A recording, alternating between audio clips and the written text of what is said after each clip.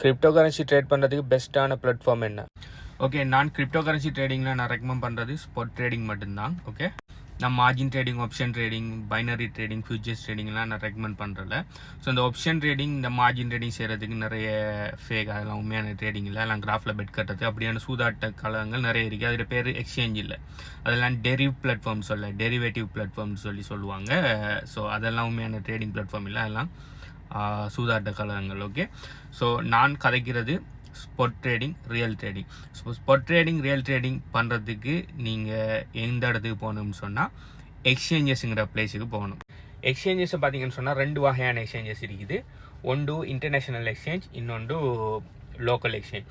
Local எக்ஸ்சேஞ்சுன்னா என்னென்னு சொன்னால் சில கண்ட்ரீஸ் அந்தந்த கண்ட்ரீஸோட லோக்கல் ரெகுலேஷனை பின்பற்றி அந்தந்த நாட்டுக்குன்னு சொல்லி எக்ஸ்சேஞ்சுகள் வச்சுருப்பாங்க. அப்படியான எக்ஸ்சேஞ்சில் பார்த்தீங்கன்னு சொன்னால் லைக் இப்போ அந்த கண்ட்ரியில் கிரிப்டோ கரன்சி லீகலாக இருக்கணும்.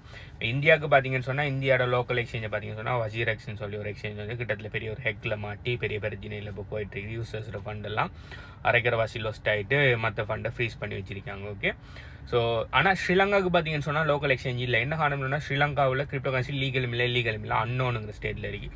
இப்போ கிரிப்டோ கரன்சி லீகலாக இருக்கிற நாடுகளில் பார்த்தீங்கன்னு சொன்னால் லோக்கல் எக்ஸ்சேஞ்சாக இருந்தால் ஒன்று இல்லாட்டி பல வகையான லோக்கல் எக்ஸ்சேஞ்சுகள் இருக்குது.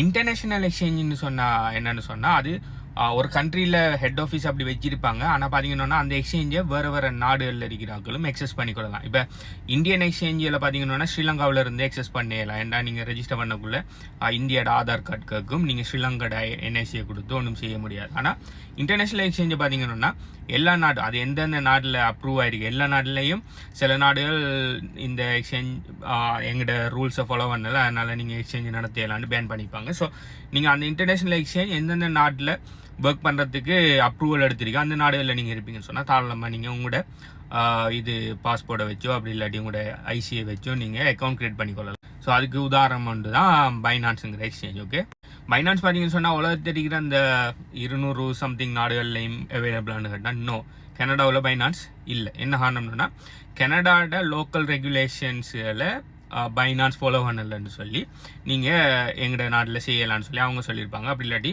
பைனான்ஸ் சொல்லிடுறீங்க உங்களோட ரெகுலேஷன் எல்லாம் டூ மச்சாக இருக்குது, எங்களுக்கு இதை ஃபாலோ பண்ணிடலான்னு சொல்லி அவங்க விட்ரோ பண்ணியிருப்பாங்க. கிட்டத்தில் ஆல்ரெடி கிட்டத்தில் அவங்க ஒரு 1 இயருக்கு முதல் வெளியாகி போயிட்டாங்க. ஆனால் நீங்கள் ஸ்ரீலங்காவில் இருப்பீங்கன்னு சொன்னால் தாராளமாக பைனான்ஸ் யூஸ் பண்ணலாம். ஸோ என்ன சஜஷன் என்னென்னா தயவுசெய்து லோக்கல் எக்ஸ்சேஞ்செல்லாம் நம்பியிருக்காங்க. ஏன்னா லோக்கல் எக்ஸ்சேஞ்சுங்கிறது எப்போ வேணாலும் என்ன வேணாலும் நடக்கலாம். ஓகே, ஸோ லோக்கல் எக்ஸ்சேஞ்சில் நம்புறதை விட இன்டர்நேஷ்னல் எக்ஸ்சேஞ்சில் உங்களோட ஃபண்டை வச்சு ட்ரேட் பண்ணுறது பெஸ்ட்டு. ட்ரேட் பண்ணுற ஃபண்டை மட்டும் நீங்கள் லாங் டைம் கிரிப்டோ ஹோல்ட் பண்ணிங்கன்னா தயவு செய்து எந்த விதமான எக்ஸ்சேஞ்சிலையும் உங்களோட ஃபண்டை ஹோல்ட் பண்ணாதீங்க. அப்படி லாங் டைம் ஹோல்ட் பண்ணுற ஃபண்டுகள் எங்கே வைக்கணும்னு சொன்னால் நான் கஸ்டோடியல் வாலெட்ஸ்களான ஹார்ட்வேர் வாலெட்ஸில் தான் உங்களோட ஃபண்டை வைக்கணும். ஹார்ட்வேர் வாலெட்னா என்ன, சாஃப்ட்வேர் வாலெட்னா என்ன, எக்ஸ்சேஞ்ச் வாலெட்னா என்ன, நான் கஸ்டோடியல் வாலெட் சம்மந்தமான டீட்டெயில்ஸ் உங்களுக்கு வேணும்னு சொன்னால் ஆல்ரெடி நான் நிறைய வீடியோ போட்டிருக்கேன். ஸ்டில் உங்களுக்கு டவுட்ஸ் இருக்குன்னு சொன்னால் பயோவில் இருக்கிற பின் பண்ணியிருக்கிற வீடியோவில் போய் கமெண்ட் பண்ணுங்கள், சம்மந்தமாக டவுட்ஸ் எல்லாம் கிளியர் பண்ணலாம்.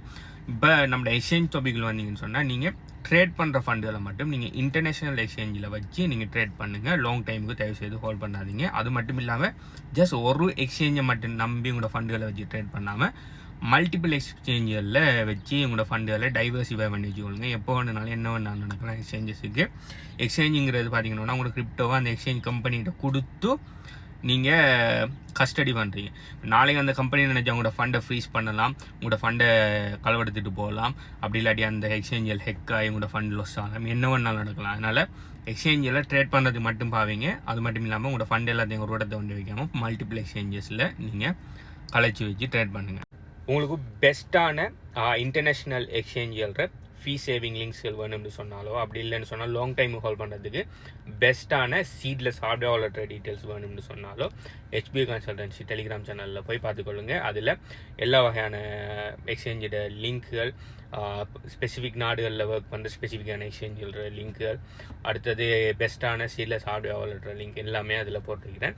அந்த HBU கன்சல்டன்சி டெலிகிராம் சேனலில் லிங்க் வேணும்னு சொன்னால் HBUன்னு சொல்லி கீழே கமெண்ட் பண்ணுங்கள். பை.